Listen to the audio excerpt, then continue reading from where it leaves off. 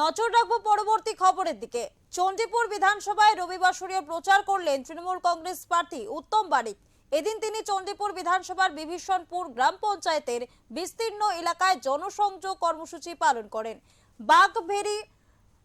বাকিভেরি জাগাতিতলা সহ একাধিক গ্রামে বাইক মিছিলের মধ্য দিয়ে নির্বাচনী প্রচার করেন তিনি।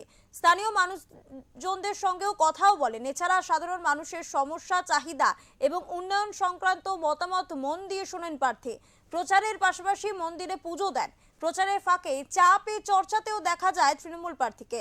উত্তম বারিক জানান, রাজ্যের মুখ্যমন্ত্রীর উন্নয়নে নিরিখে চণ্ডীপুর বিধানসভায় জয়ের প্রতি সম্পূর্ণ আশাবাদী তিনি। এমনকি পূর্ব মেদিনীপুরে 16টি বিধানসভায় 16টিতেই তৃণমূল কংগ্রেস জয়লাভ করবে বলেও জানিয়েছেন তিনি।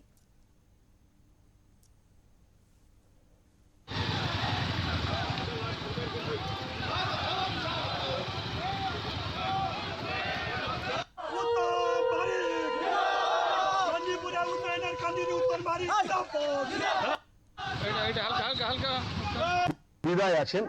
বাংলায় যেভাবে 2011 সাল থেকে শান্তি প্রতিষ্ঠিত হয়েছে, চিন্তার কোনো কারণ নেই। তৃণমূল কংগ্রেসের কর্মীরা মানুষের কাছে পৌঁছালেই মানুষ ভোট দেবেন এবং তৃণমূল কংগ্রেসের প্রার্থীকেই নির্বাচিত করবেন। 21 বিধানসভা নির্বাচনে এই বিধানসভা থেকে সোহম চক্রবর্তী বিধায়ক হয়েছেন। এরপরে আপনি একদিকে সভাধিপতি, অন্যদিকে আবার প্রার্থী হয়েছেন। মানুষের কি সতর্ক লক্ষ্য? মানুষের প্রচন্ড ঢল। আজকে আপনারা তো সঙ্গে আছেন, দেখছেন যে বিভীষণপুর গ্রাম পঞ্চায়েতে আমরা নির্বাচনী প্রচার আজকে সর্বপ্রথম আমি শুরু করেছি। আমাদের 1 নম্বর পঞ্চায়েত সমিতির জন অরূপ সুন্দর পণ্ডা, এই এলাকারই ছেলে, এই ভূমিপুত্র, তিনি পঞ্চায়েত সমিতির সভাপতি। আমাদের সৌরভ এই গ্রাম পঞ্চায়েতের উপপ্রধান। তাদের নেতৃত্বে সমস্ত আমাদের বুথ সভাপতি থেকে আঞ্চলিক লিডারশিপ থেকে আমাদের ত্রিস্তর পঞ্চায়েত ব্যবস্থার নির্বাচিত প্রতিনিধি থেকে সকলেই উপস্থিত আছেন। আর এলাকায় মানুষের ঢল নেমেছে। মানুষ স্বতঃস্ফূর্ত ভাবে তৈরি, শুধু কখন ইভিএম ভোটিং মেশিন পাবেন আর ঘাসের উপর জোড়া ফুলে ছাপ দিয়ে ভারতীয় জনতা পার্টির জামানত থেকে বাজেয়াপ্ত করবেন। অন্যান্য বিধানসভায় কি ভোট প্রচারে যাবেন? অবশ্যই যাবেন। রবিবাসরীয় ভোট প্রচার কিন্তু জমে উঠেছে। আমরা এই মুহূর্তে দাঁড়িয়ে আছি পূর্ব মেদিনীপুর জেলার চণ্ডীপুর বিধানসভা।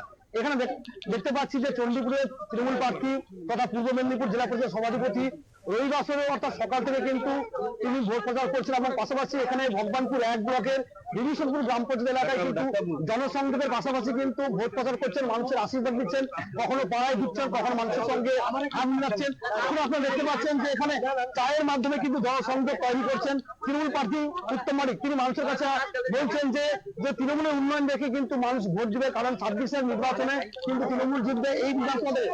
কারণ প্রসঙ্গত গত 21 সালের বিধানসভা নির্বাচনে চণ্ডীপুরে প্রার্থী হয়েছেন সোহম চক্রবর্তী, তৃণমূলের তারকা বিধায়ক। কিন্তু এই মুহূর্তে এবার একটা 2026-এর বিধানসভা নির্বাচনে প্রার্থী হয়েছেন পূর্ব মেদিনীপুর জেলা পরিষদ সভাধিপতি উত্তম বারিক।